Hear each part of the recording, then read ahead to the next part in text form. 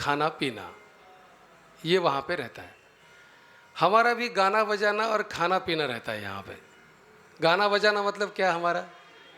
कीर्तन। और खाना मतलब क्या? और पीना मतलब क्या?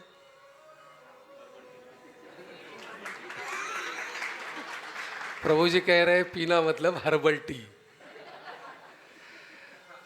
तो पीना मतलब क्या भक्तों के लिए? हाँ, भगवान के कथा का, अमृत का अपने कानों द्वारा पीना। तो बहुत सारे धाम है अलग अलग। अगर इस भारतवर्ष में अगर आप देखेंगे, द्वारका धाम को कहा गया है वो है ऐश्वर्य धाम। भगवान का ऐश्वर्य दिखाई देता है वहाँ पे। जैसे पहले जब भगवान ने द्वारका बनाई, उस समय क्या था द्वारका में? 16,108 रानियां भी थी और 16,108 महल भी थे, और सब सोने से, हीरो से बने हुए ये महल थे। तो वहाँ पे भगवान का ऐश्वर्य दिखाई देता है। फिर आता है भगवान वृंदावन में पहले थे। वृंदावन को कहा गया है माधुर्य धाम। प्रेम क्या होता है ये भगवान वहाँ पे दिखाते हैं। इसका मतलब ये नहीं है कि भगवान द्वारका में रहते हुए प्रेम नहीं करते थे अपनी रानियों से, नहीं, भगवान सब जगह प्रेम आदान प्रदान करते हैं। लेकिन जो वृंदावन मथुरा जो धाम है, वहाँ का ऐश्वर्य कुछ अलग है। वहाँ पे प्रेम का ऐश्वर्य है कि प्रेम किस प्रकार से भगवान ने प्रेम का आदान प्रदान अपने वृंदावन वासियों के साथ किया। और ये है मायापुर। कौन सा धाम बताया गया है इसको? औदार्य धाम। औदार्य मतलब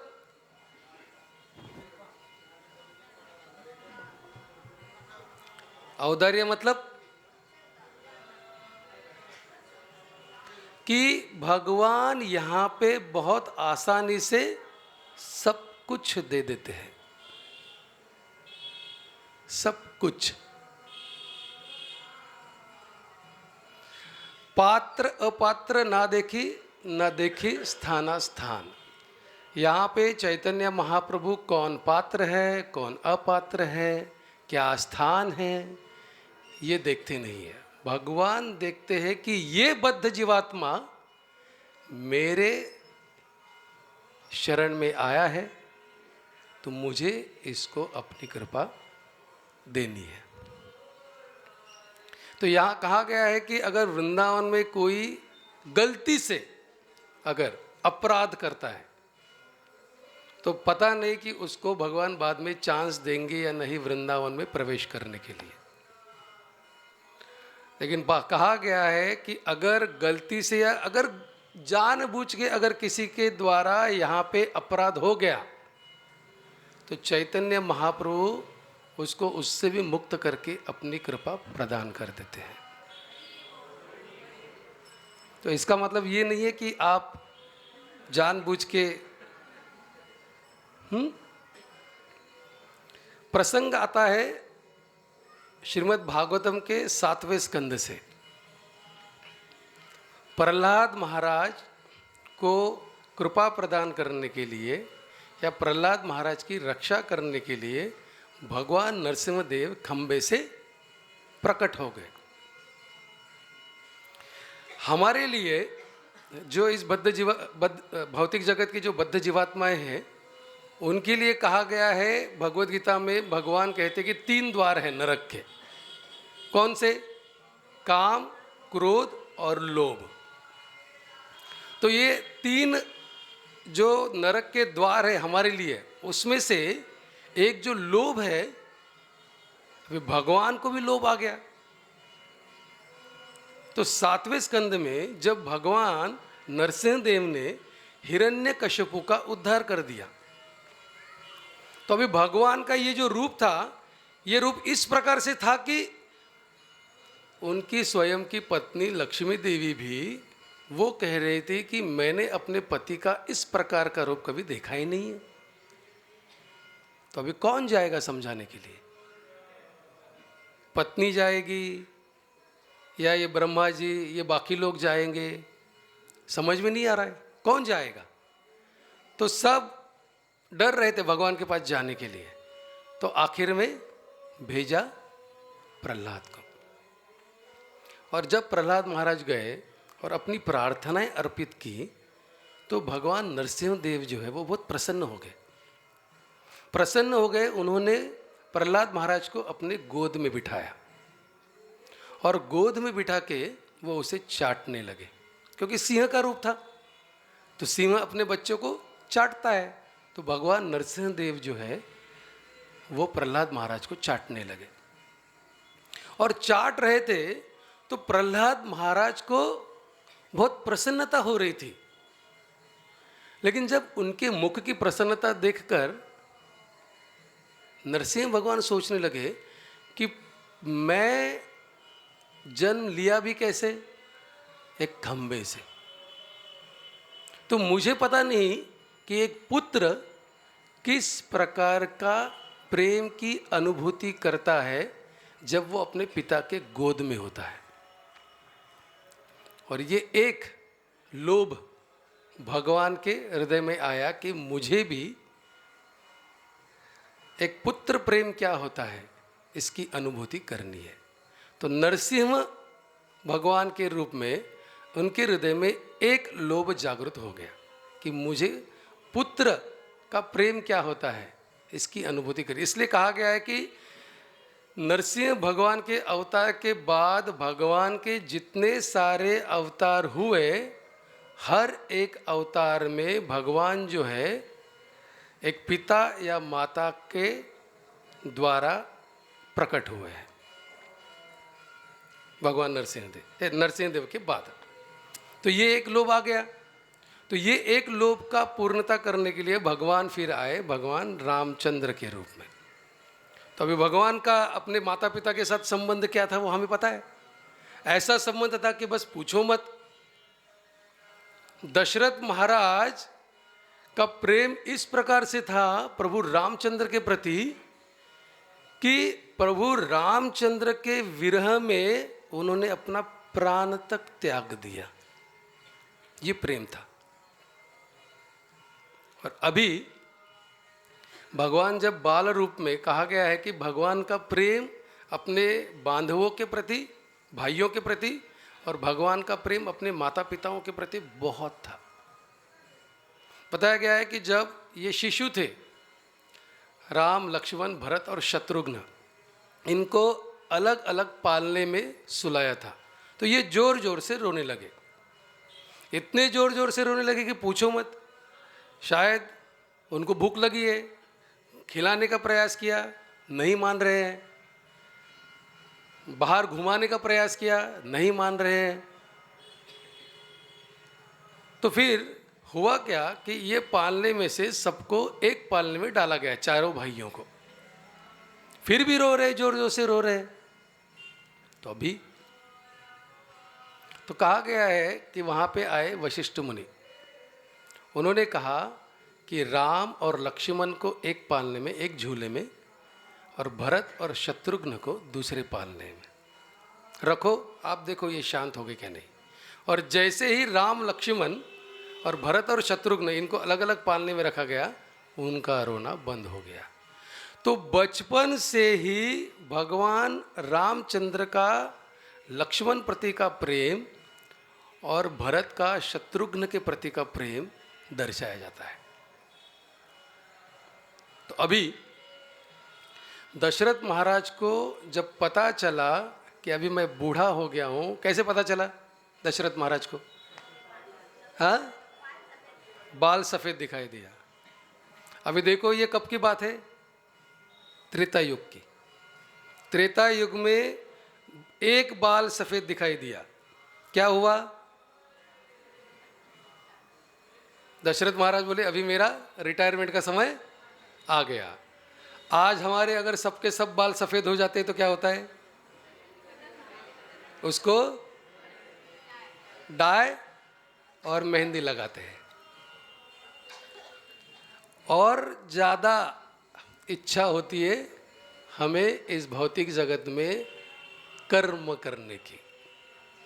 लेकिन दशरथ महाराज का प्रेम ऐसा था कि उनको सिर्फ चांस चाहिए था कि किस प्रकार से मैं प्रभु रामचंद्र को अयोध्या का राजा बनाऊं।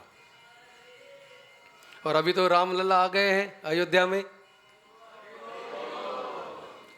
और रामलला, हमारा भाग्य ऐसा था कि रामलला का सबसे पहला चढ़ाया हुआ भोग जो लड्डू थे वो खाने का अवसर प्राप्त हो।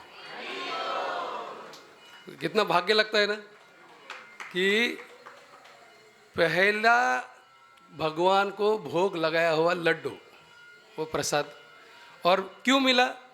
क्योंकि वहाँ पे जो पूजा कहने वाले थे, पूजा बता रहे थे, श्लोक गा रहे थे, वो नासिक के ब्राह्मण थे। तो नासिक के मुझे पहली बार पता चला कि नासिक के ब्राह्मणों की भी इतनी बड़ी ख्याति है। तो फिर रामलला तो आ गए अयोध्या में क्या, लेकिन हमारे हृदय में लाल लल्ला को हमने विराजमान किया नहीं। तो भगवान कब आएंगे? जब हमारे हृदय में प्रेम होगा। लेकिन हमारे हृदय में प्रेम नहीं है। हमें लगता है कि बस अयोध्या में राम आ गए, राम राज्य आ गया। नहीं। तो चलो विषय से हम हटके अभी हमारे मेन विषय पे आते हैं। तो दशरथ महाराज के प्रति का जो प्रेम था भगवान का, उसकी कोई तुलना ही नहीं थी। तो दशरथ महाराज के द्वारा प्रेम भगवान रामचंद्र, भगवान नरसिंह देव ने जो इच्छा की थी वो राम भगवान के रूप में उन्होंने पूरी कर ली। लेकिन अब भगवान रामचंद्र के रूप में उनके हृदय में दो प्रकार के लोभ आ गए।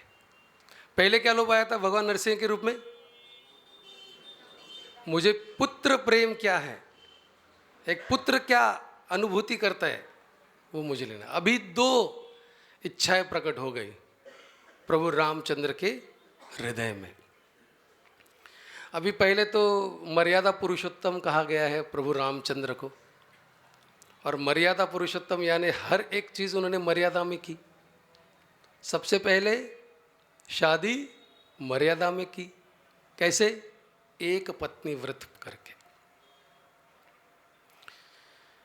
तो अभी भगवान सोच रहे कि एक पत्नी व्रत, बहुत लिमिटेशंस आ गए मुझे राम के रूप में।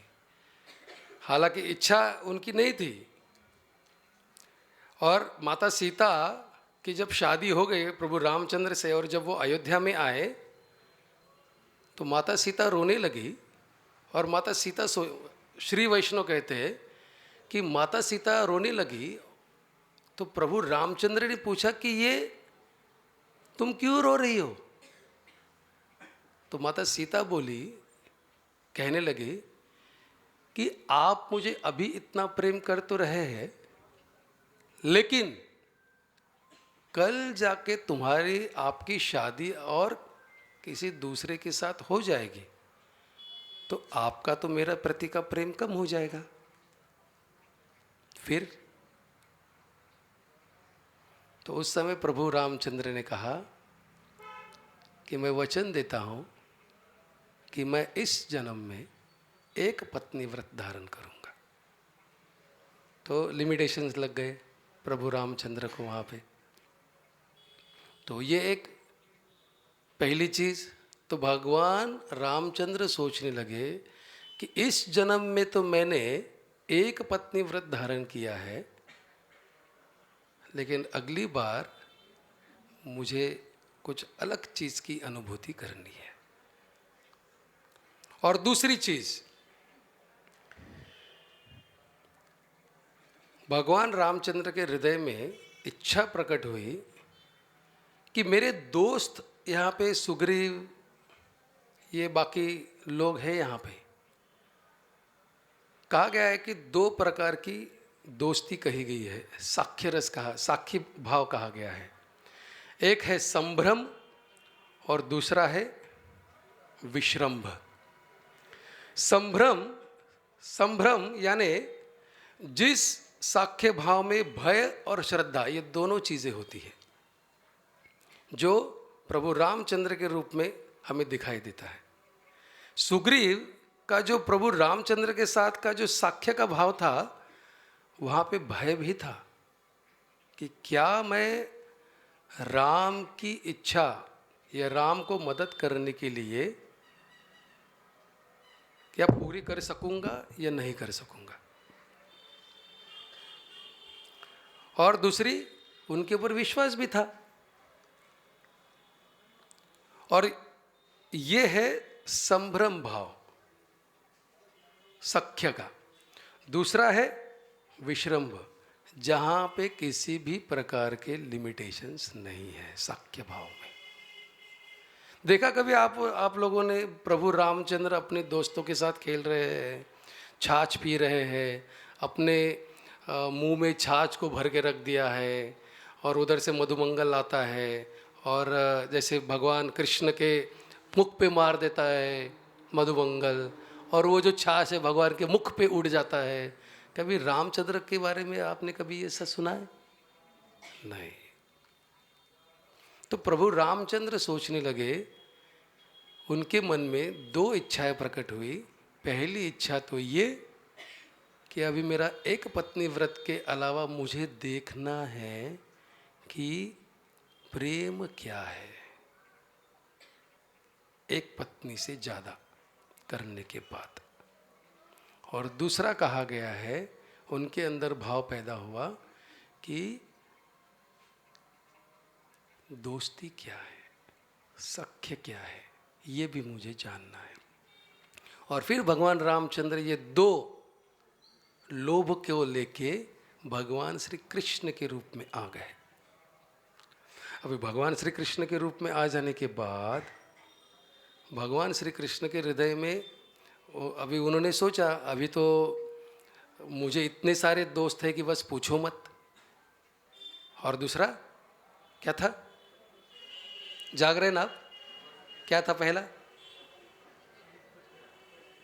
एक पत्नी।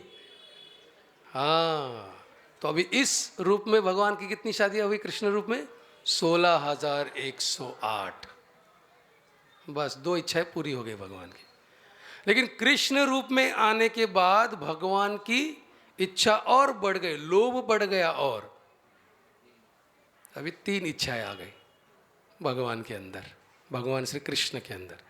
पहली इच्छा बताई गई है या पहला लोभ बताया गया है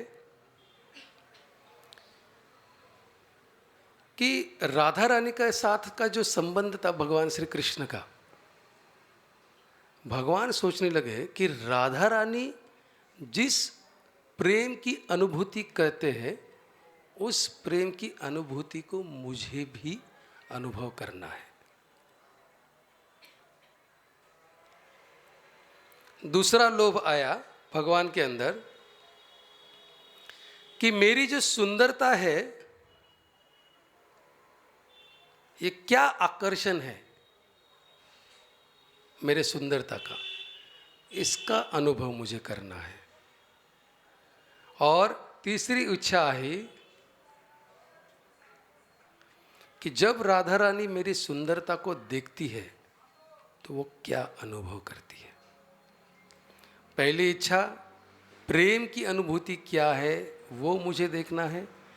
दूसरी इच्छा कि मेरी सुंदरता क्या है वो मुझे देखना है। और तीसरी इच्छा कि राधा रानी जब मेरी सुंदरता की तरफ आकर्षित होती है वो भी मुझे अनुभव करना है। किस प्रकार से राधा रानी कृष्ण की सुंदरता की तरफ आकर्षित होती है। ये 3 इच्छाएं लेके श्री चैतन्य महाप्रभु इस कलयुग में अवतरित हुए। क्या चैतन्य महाप्रभु हालांकि कृष्ण है, लेकिन उनके अंदर भाव कौन सा है? राधा रानी के प्रेम का। राधा रानी के भाव में चैतन्य महाप्रभु है। यहाँ पे कहा गया है गौरंग, उनका अंग कांति कैसी है? गोल्डन, गोल्डन अंग कांति, सुनहरी अंगकार थे, अंग कांति। सोना जिस प्रकार से पीला होता है उस प्रकार से चैतन्य महाप्रभु का रंग था कहा गया है। और जो कोई चैतन्य महाप्रभु को देखता था, उनकी सुंदरता को देखता था। हालांकि कहा गया है कि मायावादी सन्यासी जब चैतन्य महाप्रभु को देखने लगे, उनकी होश उड़ गए, उनकी कांति देख के, उनकी सुंदरता को देख के। और यही राधा रानी का भाव, राधा रानी जो है वो ढूंढ रही है कहाँ है वो सुंदर कृष्ण, कहाँ है वो सुंदर कृष्ण, और भाग रहे हैं, भाग रहे हैं, भाग रहे हैं। ये तीन इच्छाएं पूरी करने के लिए कृष्ण कौन से रूप में आए? चैतन्य महाप्रभु के रूप में। अभी मैं क्वेश्चन आंसर सेशन करूं। नरसिंह भगवान के रूप में कितनी इच्छाएं आई? एक। क्या इच्छा आई? उसके बाद भगवान प्रभु रामचंद्र के रूप में कितनी इच्छाएं, लोभ आए? दो प्रकार के। कौन कौन से? एक पत्नी व्रत, दूसरा हाँ। फिर वही भगवान रामचंद्र जब कृष्ण के रूप में आए, कितने लोभ आए? तीन। पहला राधा रानी की प्रेम क्या अनुभूति करने के लिए, दूसरा आकर्षण, सुंदरता क्या है ये देखने के लिए, और तीसरा राधा रानी किस प्रकार से आकर्षित होती है ये जानने के लिए चैतन्य महाप्रभु इस धरातल पे कलयुग में प्रकट हुए, हमारे जैसे बद्ध जीवात्माओं का उद्धार करने के लिए। तो हम अभी कितने लोग हैं यहाँ पे कि जो इस्कॉन में आने से पहले चैतन्य महाप्रभु को जानते थे? आप जानते थे प्रभु जी चैतन्य महाप्रभु को? प्रभु एक जन है। वैसे देखा जाए तो चैतन्य महाप्रभु को जानता नहीं है कोई। प्रभुपाद ने हमें चैतन्य महाप्रभु से मिला दिया। ये प्रभुपाद की हमारे ऊपर अनुकंपा है। गौड़िया वैष्णव संप्रदाय किसको पता था? कौन है गौड़िया, किसको पता था? अरे ये गौड़ीय वैष्णव संप्रदाय मध्व संप्रदाय से कनेक्टेड है, किसको पता था?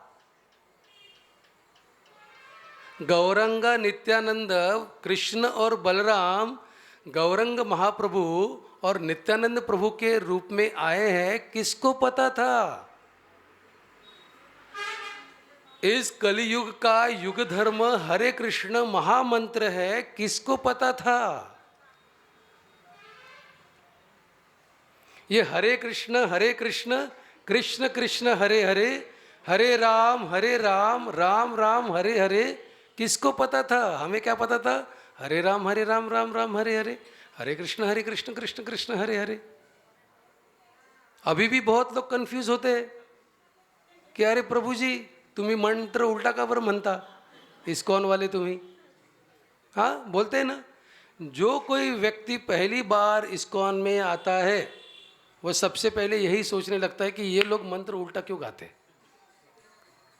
मैं शनि मंदिर जाता था मेरे बचपन में, इस्कॉन में आने से पहले, वहाँ पे लिखा रहता था हरे राम राम राम हरे हरे, हरे कृष्ण कृष्ण कृष्ण हरे हरे। तो मैं भी सोचता इस्कॉन में आने का, अरे ये उल्टे क्यों चलते ये लोग, उल्टा क्यों चलते। बाद में समझ में आया कि पहले कृष्ण क्यों, बाद में राम क्यों। और हरे मतलब क्या? शिव जी। हर हर महादेव कहते ना हम, तो हरे मतलब शिव जी। इस्कॉन में आने के बाद पता चला हरे मतलब राधा रानी। किसकी कृपा है ये? प्रभुपाद की। फिर तो आजकल बहुत अलग अलग निकला है, बस राधे राधे बोलो और राधा रानी को प्राप्त करो। हाँ, राधा का जप करो, सिर्फ कृष्ण के जप करने की भी जरूरत नहीं है। बहुत सारे लोग हैं ऐसे।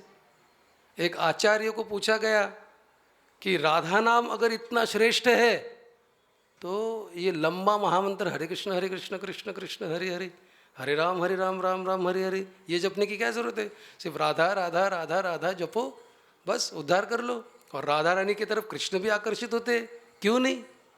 तो उन्होंने बहुत सुंदर उत्तर दिया।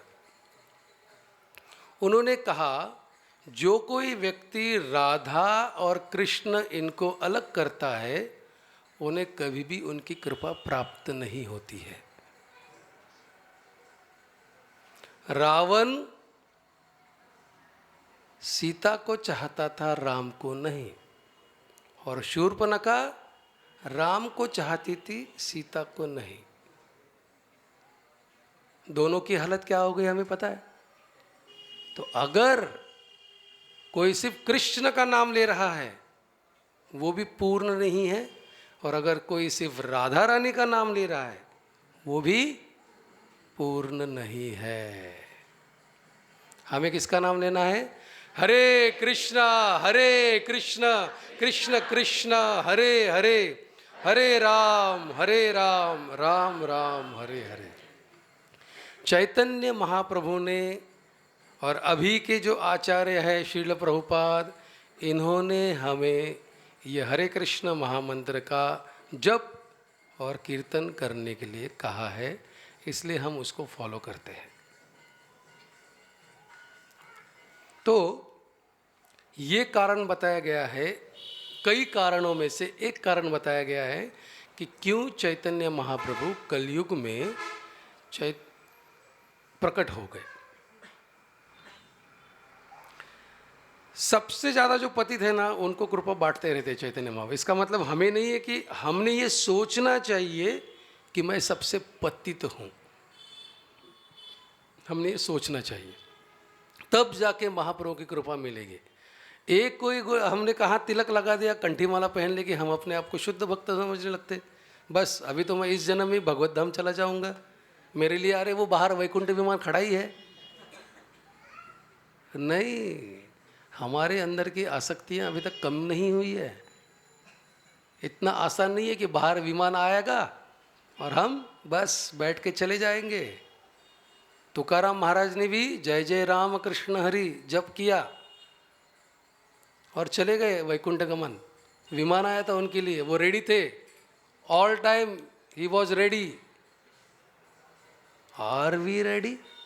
हम तैयार है? अगर कल विमान आ जाए या अभी लेक्चर ख़त्म हो गया और अचानक अनाउंसमेंट हो गया, अरे बाहर वैकुंठ विमान आया है, किस किस को जाना है? नहीं, किसी की इच्छा नहीं होगी। क्यों? क्योंकि हम बैठे तो है यहाँ पे, लेकिन ध्यान कहाँ है हमें पता ही नहीं है। तो हमें पहले ये समझना है, अपने आप को तैयार करना है हमें। किसके लिए? उस विमान में बैठने के लिए। और प्रभुपाद कहते हैं, बस मैंने जो नियम दिए हैं उसको फॉलो करो। In this life only you will go back home, back to godhead. इसी जन्म में आप भगवत धाम चले जाओगे। हरि बोल आसान है, लेकिन क्या हमारी 16 माला आज की हो गई? हाँ, बहुत लोग हैं जिनकी नहीं हुई है। शायद किसी ने बिडवैक भी यहाँ पे आने के बाद ली है। तो कैसे होगा हमारा भगवत धाम प्राप्त? इतना आसान नहीं है। जितना दिखता है उतना दिखता सिंपल है, लेकिन नॉट इजी। कहा गया है कृष्ण भावनामोद looks very simple but it's not easy. 16 माला जप करना आसान नहीं है, वो भी हर रोज़ सुबह ब्रह्म मुहूर्त में उठकर करना, उससे भी डिफ़िकल्ट है। और चैतन्य महाप्रभु चाहते हैं कि सारे भक्तों ने 16 माला करना चाहिए। प्रभुपाद ने कहा 16 माला। चैतन्य महाप्रभु का तो स्टैंडर्ड अलग। चैतन्य महाप्रभु का क्यों स्टैंडर्ड ले हम अगर भक्ति सिद्धांत सरस्वती महाराज का अगर स्टैंडर्ड लेंगे तो उनका स्टैंडर्ड था 64 माला हर रोज़। आप बोलेंगे प्रभू जी काम कधी करायचं? मग दिवसभर जपच करत बसायचं तर? और भक्ति सिद्धांत सरस्वती महाराज उसी डिवोटी के घर में प्रसाद लेने जाते थे जो 64 माला जप करते थे। और प्रभुपाद ने हमारी अवस्था देख ली। कि बाबा ये 64, नहीं 64 तो ये कर ही नहीं सकता है। फिर बोले 32, 32 भी नहीं कर सकता है। 16, ठीक है अभी 16 तो करो बाबा, लेकिन वो भी हमारे रात में 12 बजे से पहले का कंप्लीट होते हैं। तो फिर कैसे होगी, हमें कृपा कैसे प्राप्त होगी? नहीं होगी। तो हमें सबसे पहले ये समझना है कि हमें महाप्रभु की अगर कृपा प्राप्त करनी है तो प्रभुपाद ने दिए हुए जो वचन है उसको हमारे ज़िंदगी में हमें पालन करना है, तब जाके महाप्रभु की कृपा हमें प्राप्त होगी। यही महाप्रभु चैतन्य महाप्रभु, इन्होंने हम आज अभी ये 2-3 दिन का जो सेशन रहेगा उसमें हम महाप्रभु के जीवन शैली से कुछ शिक्षाएं प्राप्त करने का प्रयास करेंगे। यही चैतन्य महाप्रभु हम जैसे बद्ध जीवात्माओं का उद्धार करने के लिए उम्र की 24वें साल में उन्होंने संन्यास ग्रहण कर लिया।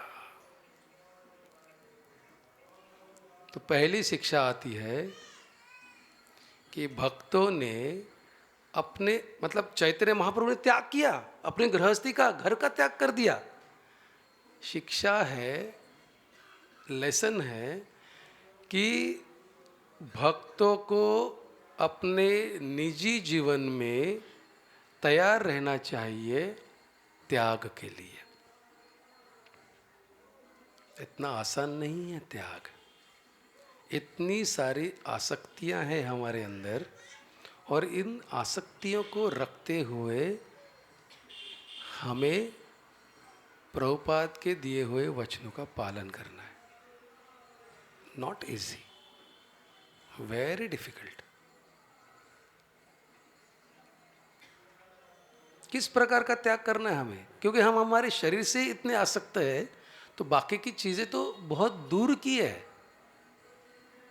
महाभारत में श्लोक आता है 6 प्रकार का त्याग बताया गया है कि 6 प्रकार का त्याग के बारे में हमने सोचना चाहिए। सबसे पहला त्याग बताया गया है लक्ष्मी को पाकर हर्षित न होना। संपत्ति जैसी मिलती है, वो संपत्ति मिलने के बाद हमारे अंदर वो खुशी नहीं आनी चाहिए। वो बहुत बड़ा त्याग है। अगर किसी को लॉटरी लग गई क्या होगा? वो रोएगा या हंसेगा?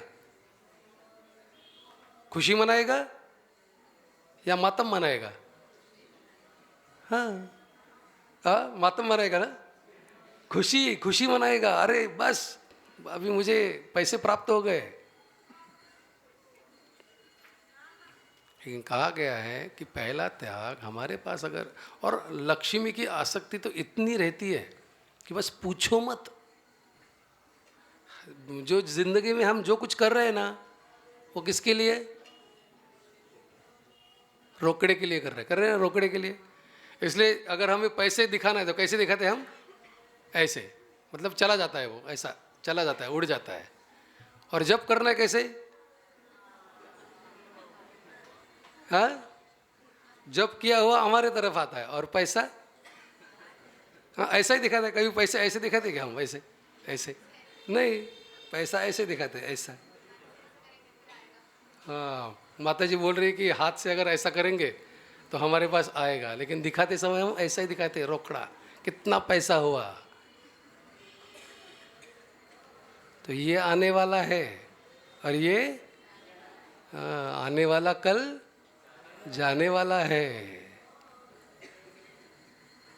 लक्ष्मी की आसक्ति बहुत है, ये हम सबको पता है कि इस पैसों के वजह से क्या क्या होता है। एवरीवन नोज, नाइसली नोज, बहुत अच्छे तरीके से पता है कि पैसे के वजह से क्या क्या चीज़ें होती है। प्रभुपाद के जीवन में भी वैसा ही हुआ।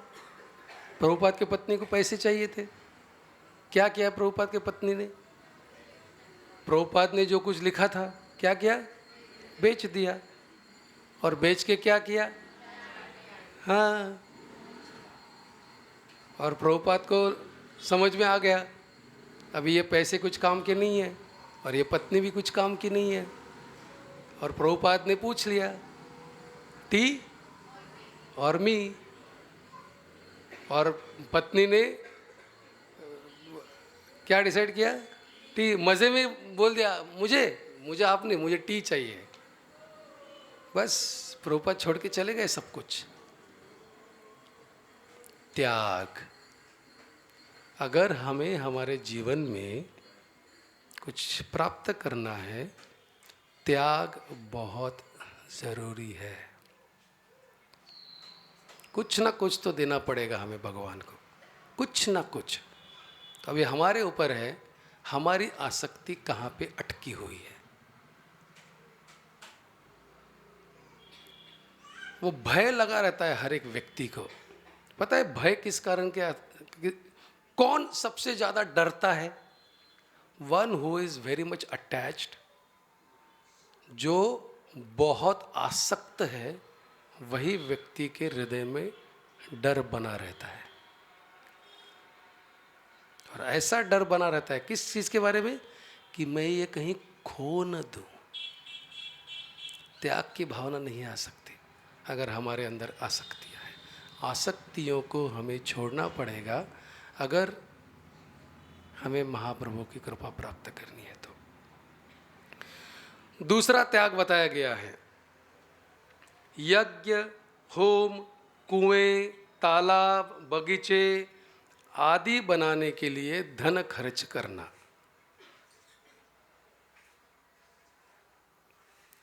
इतना समाज में बहुत सारी चीज़ें होती है, इतना नाम संकीर्तन इस्कॉन डिवोटीज बाहर जाके करने का प्रयास करते हैं। नाम यज्ञ, कितने लोगों के मुख पे हरे कृष्ण महामंत्र रहता है। अगर जो फ्री में करना है, फ्री ऑफ कॉस्ट, फ्री में करना है, वो चीज़ें अगर करने के लिए लोग तैयार नहीं हैं, तो यज्ञ जो त्रेता युग के लिए कहा गया है, यज्ञ कौन करेगा? कौन बोलेगा? कौन कहेगा? अरे मैं अभी नासिक में रहता हूँ, तो नासिक में लोग वो श्राद्ध करने के लिए आते हैं रामकुंड पे। तो जैसे ही कोई व्यक्ति आता है श्राद्ध करने के लिए, तो ब्राह्मण पूछता है कौन सा वाला करना है, low class, middle class, high class? पूजा मतलब 4,000 वाली, 10,000 वाली या 15,000 वाली? तो वो कहता है कि अरे महाराज 4,000 वाली कर दो, कहाँ 15,000 वाली करेंगे? सोचो, एक पूजा के लिए पैसे खर्च करने के लिए तैयार नहीं है। क्या यज्ञ है होगा हमारा? कुएं बनाना, तालाब, बगीचे आदि बनाने के लिए खर्च करना, ये नहीं होता है आज का। तो इसलिए ये त्याग, ये चीज़ों के लिए पैसे खर्च करने के लिए भी त्याग कहा गया है। तीसरा बहुत आवश्यक है, तीसरा तो वैराग्य से युक्त रहकर काम का त्याग करना। हमने तो, हमारे अंदर भी, सबके अंदर वैराग्य है, पता है आप लोगों को? सबके अंदर वैराग्य है।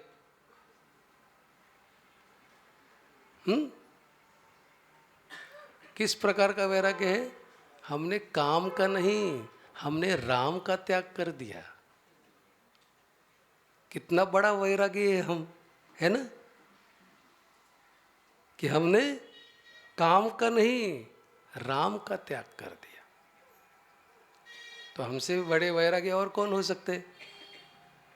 अरे भगवत धाम छोड़ के आ गए हमने, वहां पे त्याग कर दिया, भगवान का कर दिया ना।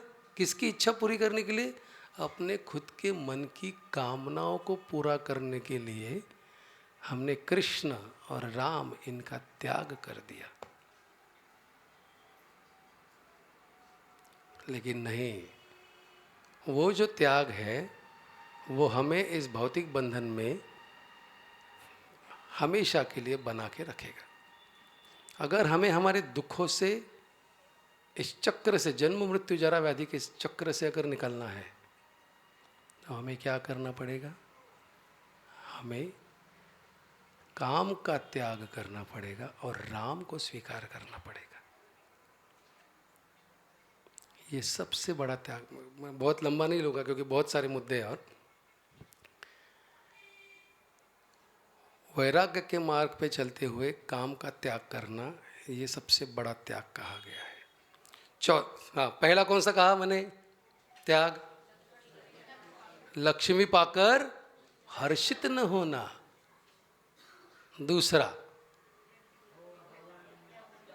होम हवन आदि बगीचे तालाब इनके ऊपर पैसे खर्च करना। और तीसरा, वैराग्य के मार्ग के पर चलकर राम का त्याग करना। हाँ, काम का त्याग करना। आप जाग रहे, मतलब जाग रहे आप। चौथा, कोई अप्रिय घटना हो जाए तो कभी व्यथा को प्राप्त न हो।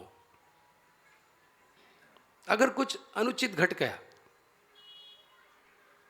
तो उस समय भी अपने मन और बुद्धि को स्टेबल रखना, स्थिर रखना बहुत मुश्किल है। और ये मन जब कब विचलित होता है? ऐसी कोई अप्रिय घटना सुनने के बाद, जिस चीज़ के प्रति हमारी बहुत आसक्ति रहती है, जैसे मैंने पहले बताया, तो वो आसक्ति जिस चीज़ के प्रति है, वो चीज़ अगर खो जाए हमसे, तो वो खोने के बाद जो दुख होता है, अगर यहाँ से मायापुर से वापस जाते समय किसी का गलती से मोबाइल गुम हो गया, एप्पल मोबाइल अगर गुम हो गया, हाँ, एप्पल मोबाइल अगर गुम हो गया, या फिर किसी के पास होगा वो फोल्ड वाला मोबाइल, वो गुम हो गया, अरे क्या क्या नहीं बसा है उसमें। आजकल पत्नियों के पति भी मोबाइल में ही है, सीरियसली। अभी मैं क्या क्या उदाहरण बताऊं मैं आपको कि किस प्रकार से बसे हुए अंदर,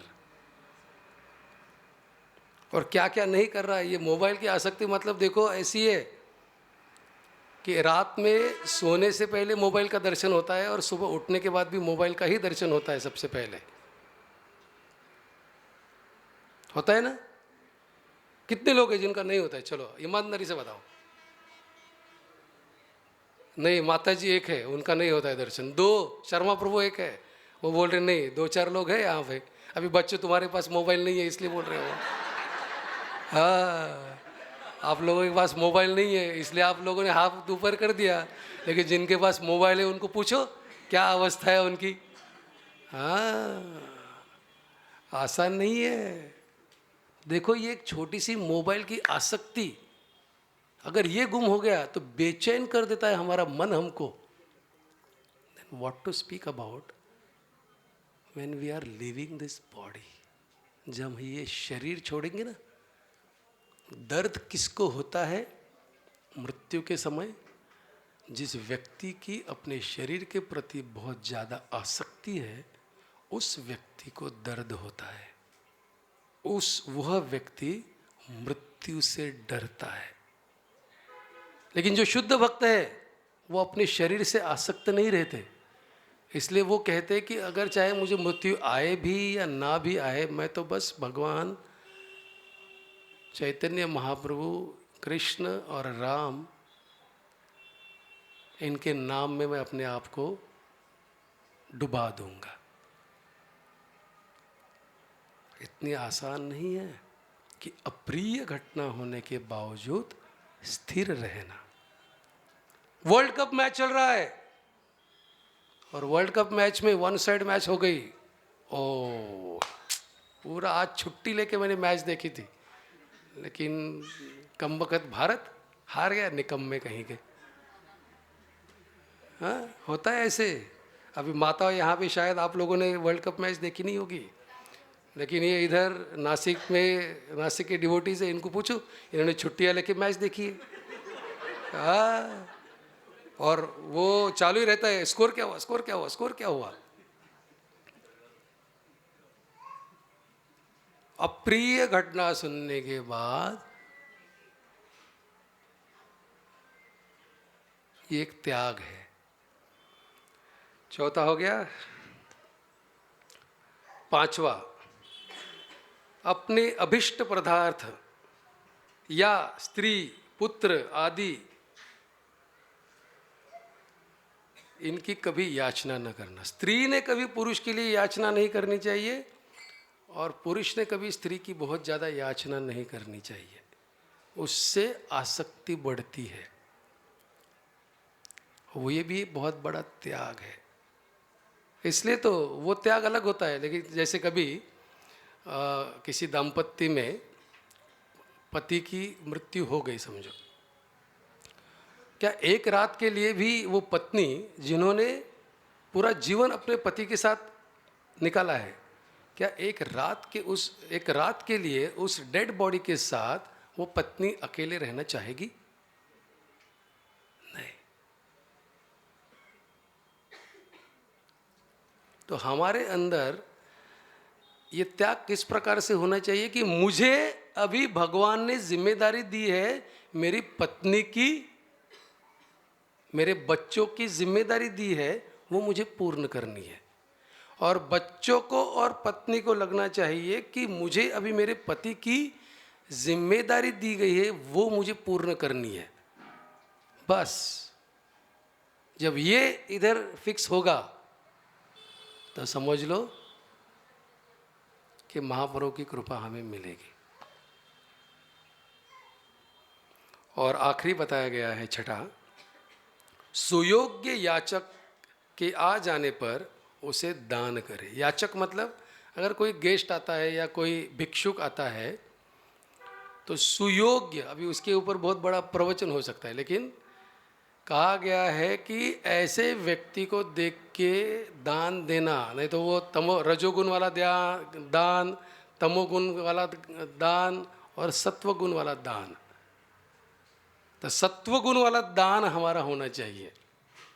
मतलब कैसे कि अगर पंखा दिया मंदिर को तो पंखे के ऊपर नाम लिखना, ये सत्वगुण वाला दान नहीं है। या पैसे दिए तो वो नाम की फर्श लगाना, वो सत्वगुण वाला दान नहीं है। ये रजो और तमोगुण में दान चला जाता है।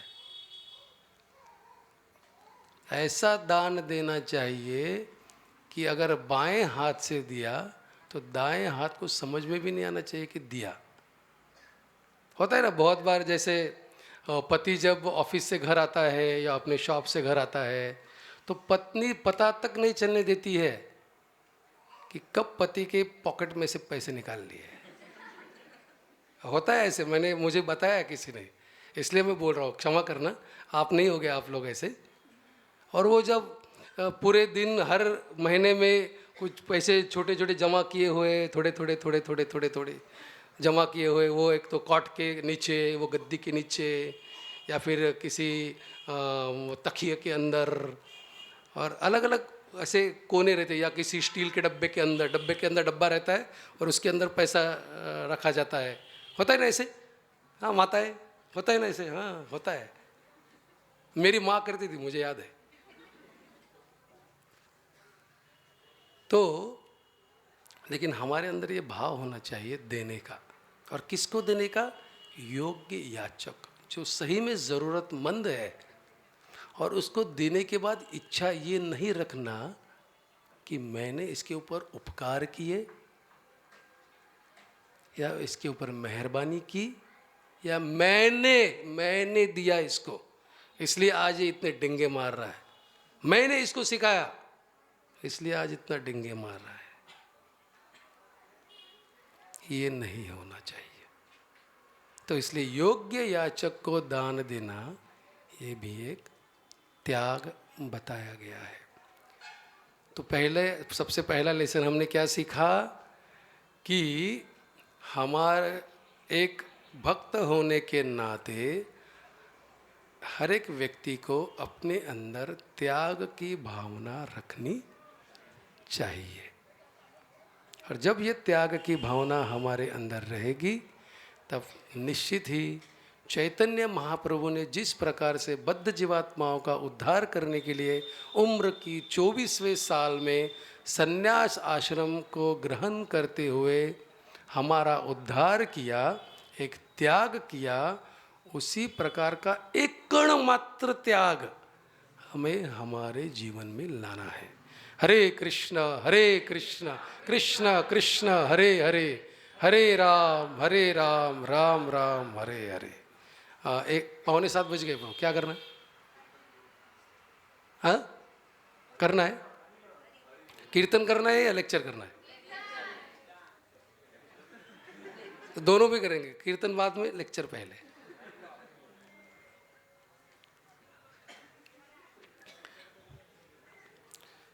दूसरा लेसन, जब चैतन्य महाप्रभु वृंदावन जाते समय वाराणसी पहुँचे, वाराणसी में उन्होंने देखा मायावादी सन्यासी को। अभी मायावादी सन्यासी मतलब कौन? ऐसे, या मायावादी मतलब कौन कि ऐसे लोग जो भगवान को एक बहुत बड़ा प्रकाश मानते हैं। भगवान एक शून्य है, शून्य में जाओ, भगवान में विलीन हो जाओ। भगवान को आकार नहीं है, बस निराकार रूप पे ध्यान करो, आंख बंद करो और उसके ऊपर ध्यान करो, बस भगवान आपके मन के अंदर आ जाएंगे। ये मायावादी सोचते हैं। लेकिन महाप्रभु ने तो हमें क्या नहीं दिया। अपने हाथों से विग्रह भी बनाए हुए हैं महाप्रभु ने।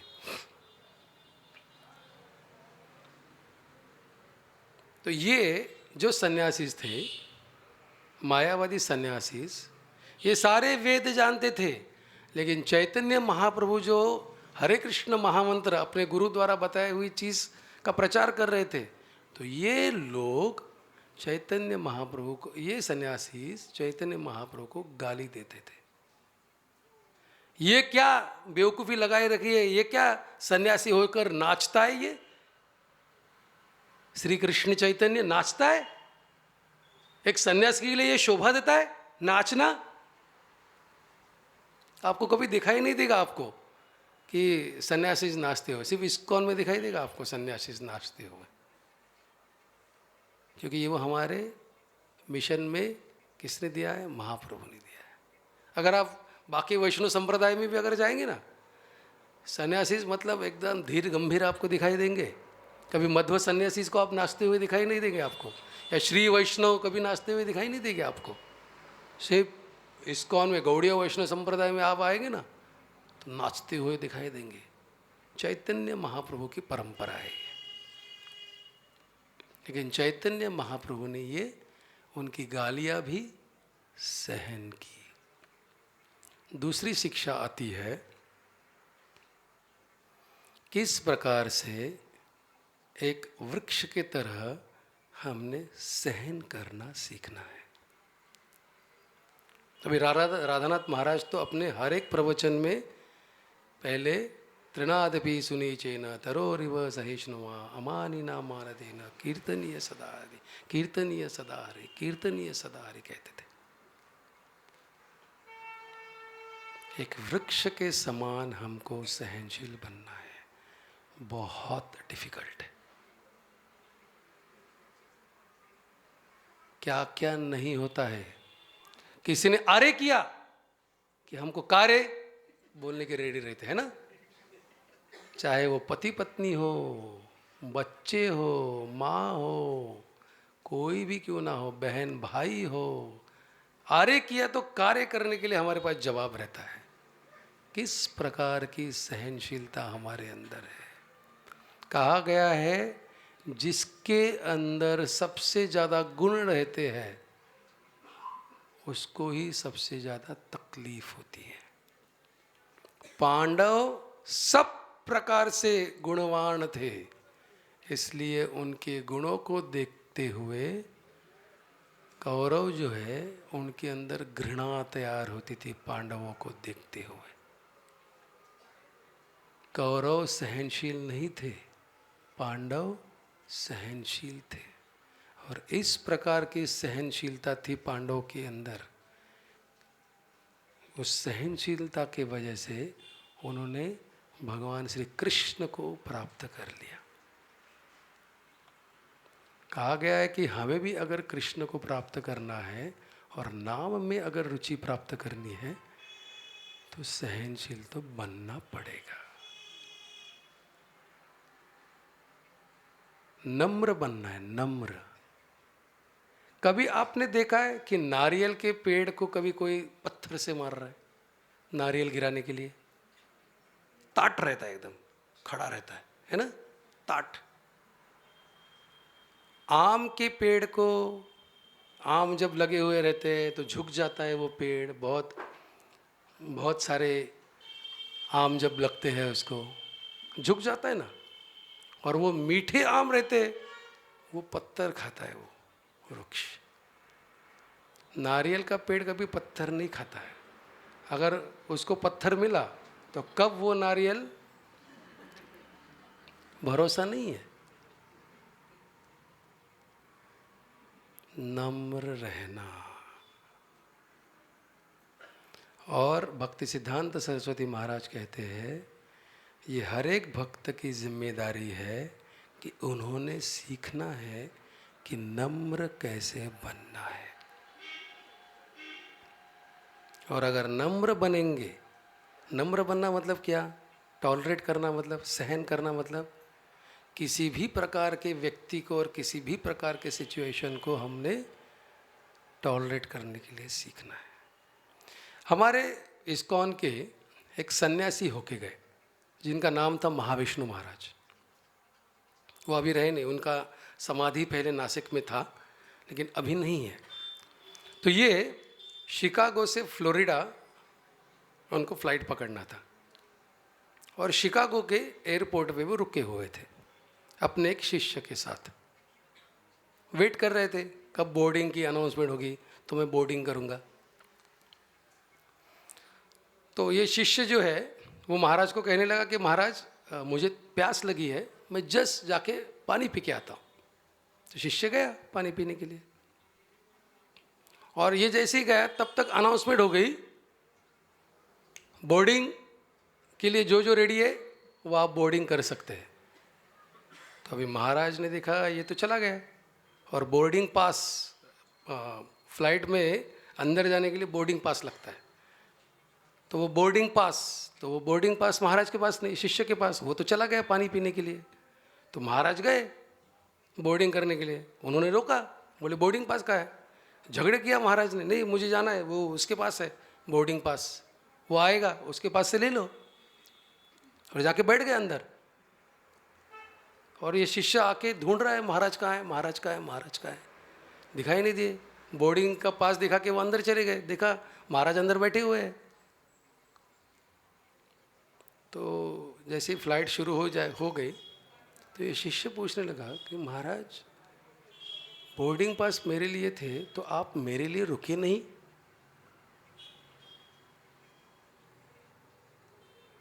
तो अभी महाराज का जवाब देखो आप क्या था।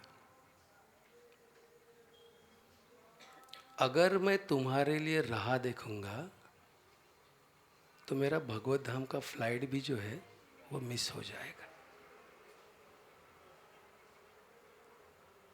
लेकिन फिर भी गुरु इतने दयालु होते हैं कि कहा गया है जब तक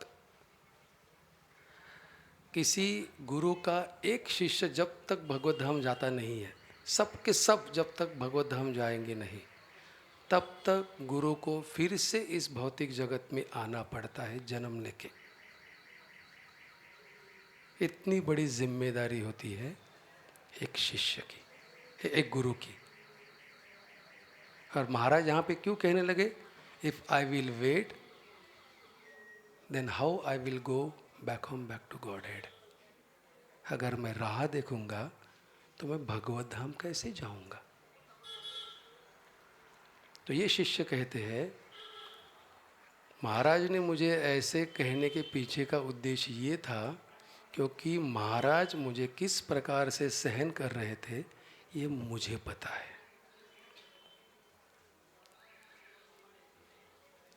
इसलिए पता नहीं कि रास यात्रा प्रभु आप में से सब लोगों को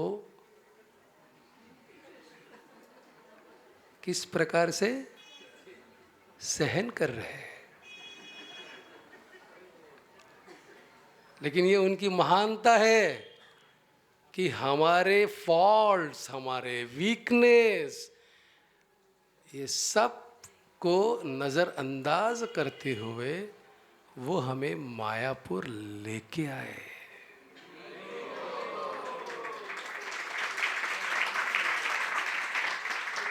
और जिसके वजह से मुझे भी मायापुर आने का चांस मिल गया।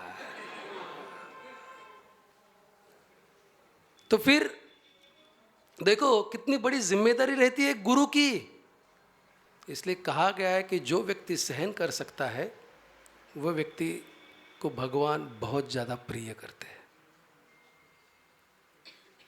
बहुत ज़्यादा। और एक उदाहरण बताता हूं मैं आपको कि किस प्रकार सहन करते हैं। सहन करने की वजह से भगवान को प्राप्त किया जा सकता है।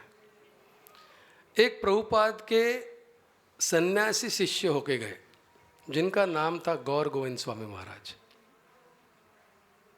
ये थे भुवनेश्वर से। एक बार ये बात है 1996 की, भक्ति सिद्धांत सरस्वती महाराज इनका आविर्भाव का दिवस था और ये प्रवचन कर रहे थे। और प्रवचन शुरू हुआ उनका। प्रवचन में बहुत सारी बातें उन्होंने बताई और अचानक एक उनके शिष्य ने प्रश्न पूछा कि महाराज, जब चैतन्य महाप्रभु जगन्नाथपुरी में भगवान श्री कृष्ण जगन्नाथ जी को जब मिले तो चैतन्य महाप्रभु के अंदर क्या भाव था और जगन्नाथ जी के अंदर क्या भाव होगा, रहा होगा। तो महाराज रुके। जो महाराज कहने लगे कि चैतन्य महाप्रभु का भाव था लव इन सेपरेशन, प्रेम विरह भाव कृष्ण के प्रति। और उसके लिए जैसे ही चैतन्य महाप्रभु ने जगन्नाथ जी को देखा जो स्वयं कृष्ण है, आकर्षित हो गए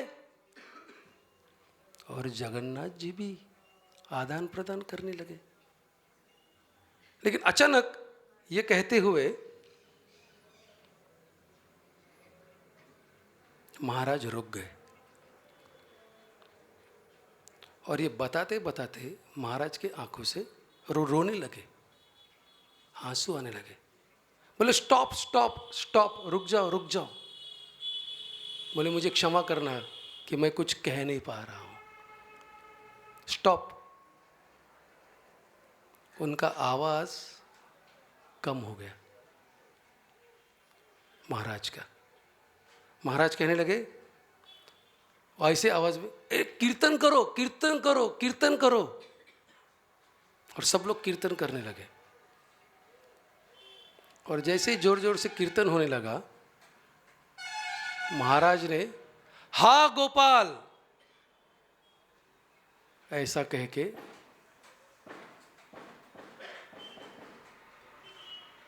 अपना देह छोड़ दिया।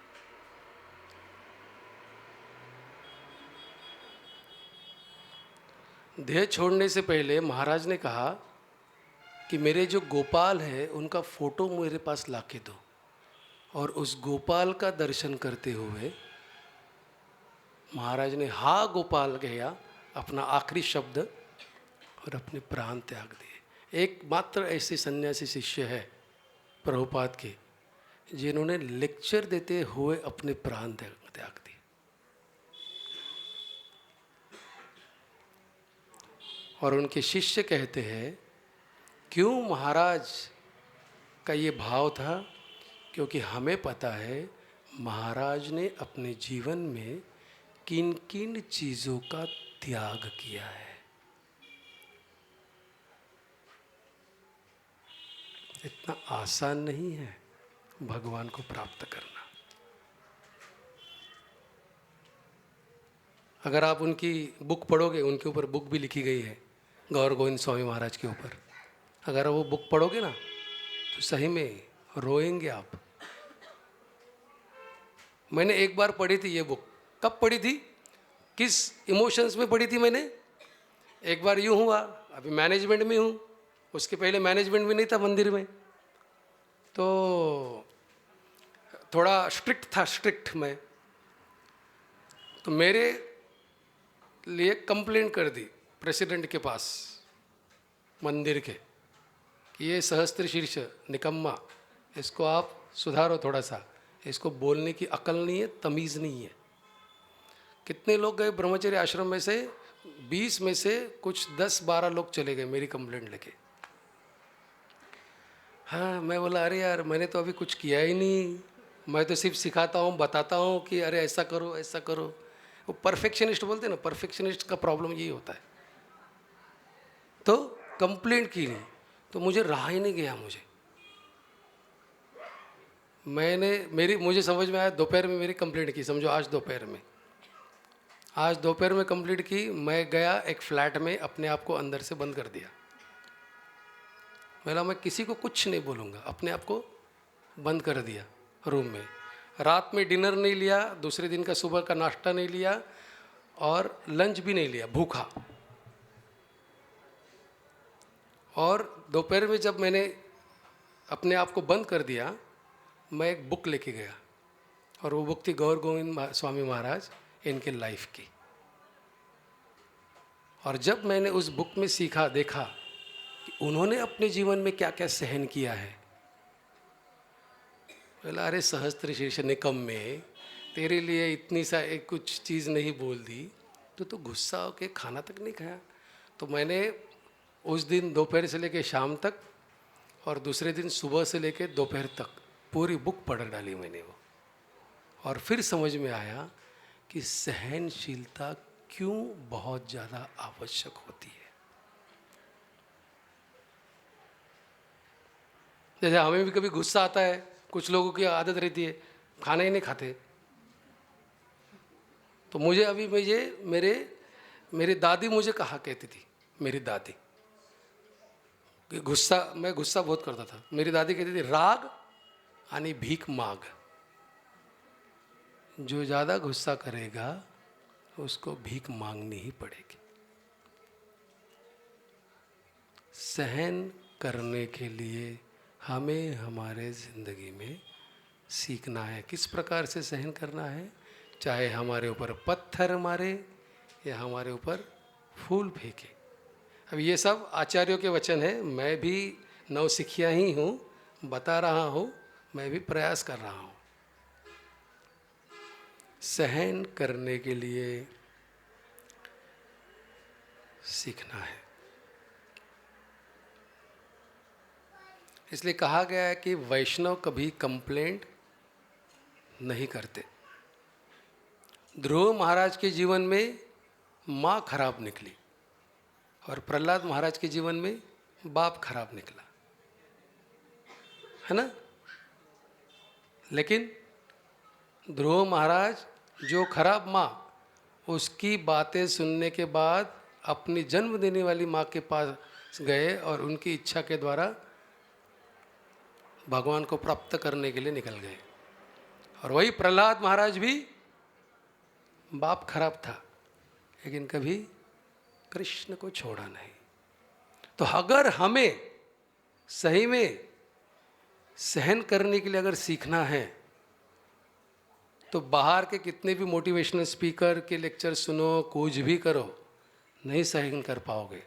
जब तक भगवान श्री कृष्ण के चरणों का शेल्टर हम लेते नहीं हैं, तब तक हमारे अंदर की सहनशीलता हम कभी बढ़ा नहीं सकेंगे।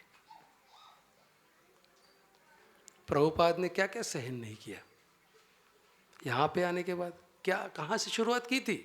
अगर आप गेट नंबर 1 पे जाओगे, और गेट नंबर 1 के अंदर एक छोटी सी कुटीर है, वहाँ पे 24 घंटा कीर्तन चलता है।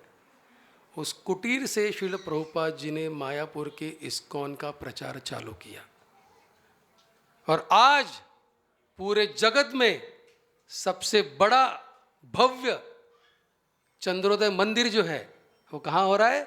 इस मायापुर धाम में। क्यों? सहन किया। किस किस को सहन नहीं किया? पत्नी को सहन किया, शिष्यों को सहन किया, अपने गुरु भाइयों को सहन किया। किस किस को सहन नहीं किया श्रील प्रभुपाद जी ने? किसी व्यक्ति की ग्रेटनेस तभी बढ़ती है जब वो सहन करना सीखता है। तुकाराम महाराज के जीवन में लीजिए आप, क्या क्या सहन नहीं किया उन्होंने। लोग गाली देते थे, ब्राह्मण लोग तो उनको किस किस प्रकार से गाली नहीं देते थे। पत्नी, अरे बाप रे बाप रे बाप रे, आवड़ी, हाँ आवड़ी ना होता तिचं, आवड़ी, उसको क्या सहन नहीं किया तुकाराम महाराज ने। बट सहन किया और अकेले ही चले गए। तो इस सृष्टि में वही व्यक्ति ग्रेट कहलाएगा जो अपने जीवन में आने वाले हर एक चीज़ों को सहन करने के लिए सीखेगा। हरे कृष्णा कृष्णा कृष्णा हरे हरे, हरे राम राम राम हरे हरे। तो अगले मुद्दे जो है हम लेंगे हमारे कल के प्रवचन में। तो अभी हम थोड़ी देर कीर्तन करेंगे प्रभु। तो थोड़ी देर हम अभी यहाँ पे कीर्तन करेंगे क्योंकि ऑलरेडी 1.25 से 1.5 घंटा हो गया। तो हम अभी कीर्तन करेंगे और ये दूसरा मुद्दा और उसके बाद के जो मुद्दे हैं, तो अभी 50 मुद्दे, कितने? 50। तो आज दूसरा ही चल रहा है अभी हमारा। तो अभी हम कितने कंप्लीट होते हैं वो हम देखेंगे कि चैतन्य महाप्रभु से हम क्या क्या शिक्षाएं ले सकते हैं। श्रील प्रभुपाद की जय, बोलो मायापुर धाम की जय।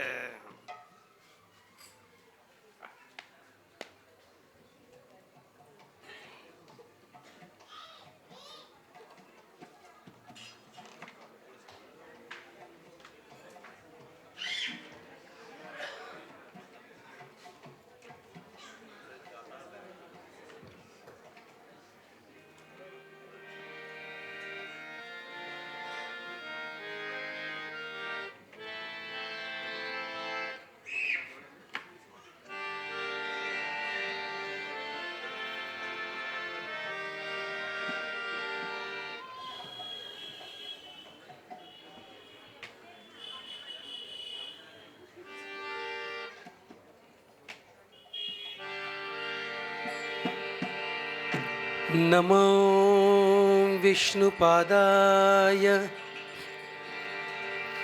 कृष्णपृष्ठाय भूतले श्रीमते भक्तिवेदांत स्वामिनिति नामिने। नमस्ते सरस्वते देवे गौरवाणी प्रचारिणे निर्विशेष शून्यवादी पाश्चात्य देश तारिणे। जय श्री कृष्ण चैतन्य प्रभु नित्यानंद श्री अद्वैत गदाधर श्रीवासादि गौर भक्त वृंद। हरेर्नाम हरेर्नाम हरेर्नामैव केवलम् कलौ नास्त्यैव नास्त्यैव नास्त्यैव गतिरन्यथा। सब लोग बोलो हरे कृष्णा जोर से कृष्णा कृष्णा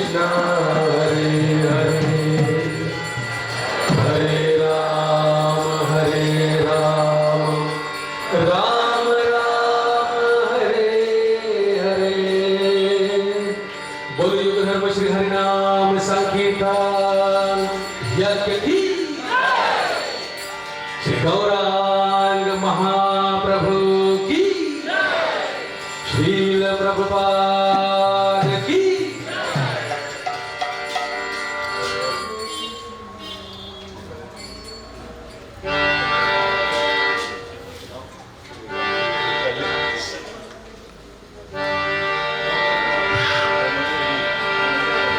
कहा गया है कि भगवान को सुर पसंद है, सुर।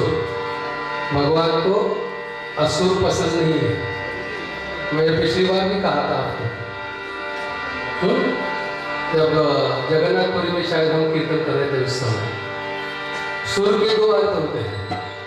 सुर यानी अच्छा गाना, अच्छे धुन में गाना, उसको भी सुर कहते हैं। और सुर देवी देवताओं को भी कहा जाता है कि सुर। और असुर मतलब क्या? जो भद्दा गाने वाला, भद्दा मतलब धुन एक तरफ चल रही है और व्यक्ति अपने ही धुन में है। क्या असुर मतलब जो राक्षस प्रवृत्ति वाले लोग हैं उनको भी असुर कहा जाता है। मैं आज राष्ट्र को बोला था कि मैं म्यूजिकल लेक्चर देता हूँ, लेकिन बाद में आप सब जागते हुए दिखाई दिए तो सोचा कि अभी जरूरत नहीं है म्यूजिक की। तो आप सबसे निवेदन है कि सुर में गाइए, और सुर में इस प्रकार से गाइए कि कहा गया है कि जहाँ कहीं भगवान के नाम का संकीर्तन होता है वहां पे स्वयं चैतन्य महाप्रभु विराजमान हो जाते हैं। तो अगर आपको लगता है कि महाप्रभु को जिस प्रकार से कीर्तन द्वारा प्रसन्न किया जाता है तो उतने सुर में गाने का प्रयास आप कीजिए। हरे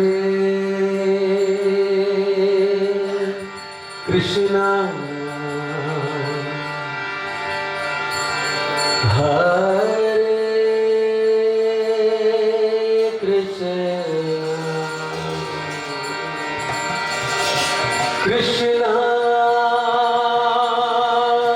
कृष्णा हरे हरे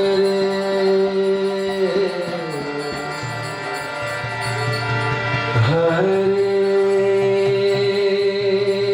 राम हरे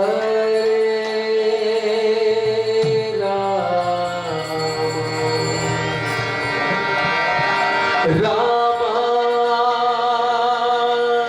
राम हरे हरे